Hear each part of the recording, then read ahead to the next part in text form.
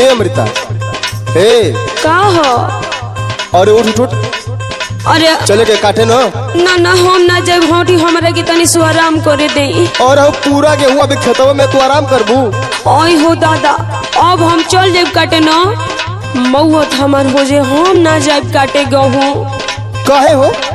काहे हमर बात सुनी सुनो तनी। हाँ हाँ बोला। मरल है बाघा मोहरा पथा तकपा ए जी बुझा था कि सूरज भगवान एकदम तोरे कब्र पे गिरबे कैला। अरे तब का सुनी सुनाओ। मरल है बाघा मोहरा पथा तकपा गेहूं काटम ना बोलो मुआ धैले बाबो कार गेहूं काटम ना हमसे कटिया ना होई।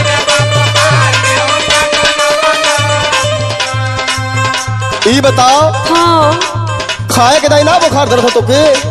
अरे दादा राउ न मैं चीज हमार नाटक लगेला खाए निहार दे यही में मैं चीज निहार दे हमार बल भर खात हो तो के ना बुखार दर्द जब काम करे के पड़त तो बुखार धइले थो देहिया सुकुआर न हो।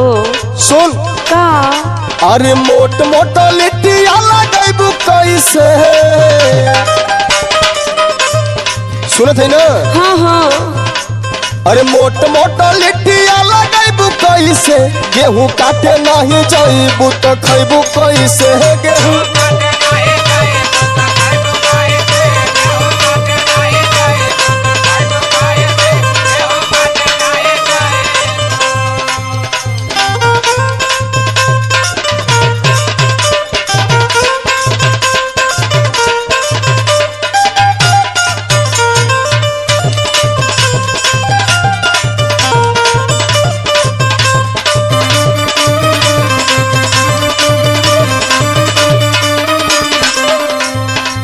ए जी अरे और तो हमार बार बार बात के लेके सीरियस हो जानी यार। ऐसा ना कि मीठ मीठ बोल के हमके फुसलाओ मत। अरे बात सुनी ना हमारे पास एगो उपाय बा। अच्छा बोल। सुनी ए राजा अब की मशीन लगवाइला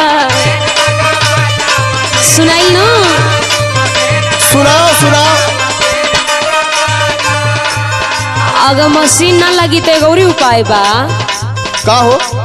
ना तो मजूर के गेहूं कटवाइला तो पैसा तो हर बात की हो अतना आप कमा तनी तनी मजूर ना कर देब का? तोहके ढेर कमाई लो। सुनी बोल।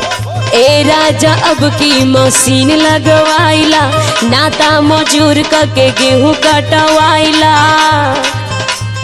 जरता बदन परी पैया तोहार या हाथ गोड़ जोड़ने से काम ना चले खेलने से पहले हमारा जाऊ न मान जाए करे जा जरता बदन परी पैया तोहार गेहूं काटब न बलमुआ धैले बबोखार गेहूं काटब न बलमुआ।